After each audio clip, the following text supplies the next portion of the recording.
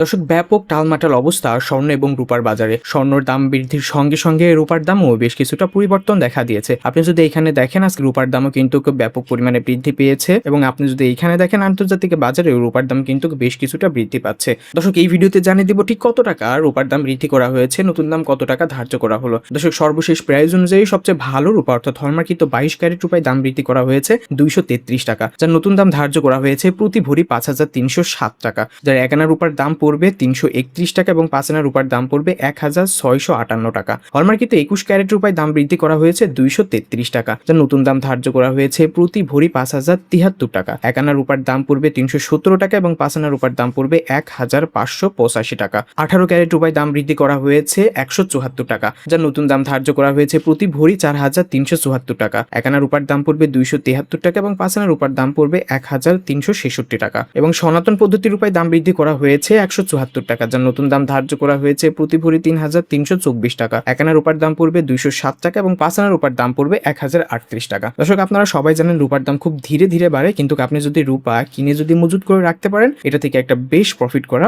Possible. দর্শক, রূপার দামের সঙ্গেও সরকার নির্ধারিত যে ভ্যাট সেটা যুক্ত করা রয়েছে, অর্থাৎ আপনি যদি রূপার কোনো গহনা মার্কেট থেকে কিনতে যান, আপনাকে এক্সট্রা করে আর ভ্যাট প্রদান করতে হবে না। ধন্যবাদ সবাইকে ভিডিওটি এই পর্যন্ত আমাদের সঙ্গে থাকার জন্য। অবশ্যই আমাদের চ্যানেলটি সাবস্ক্রাইব করে আমাদের সঙ্গেই থাকবেন।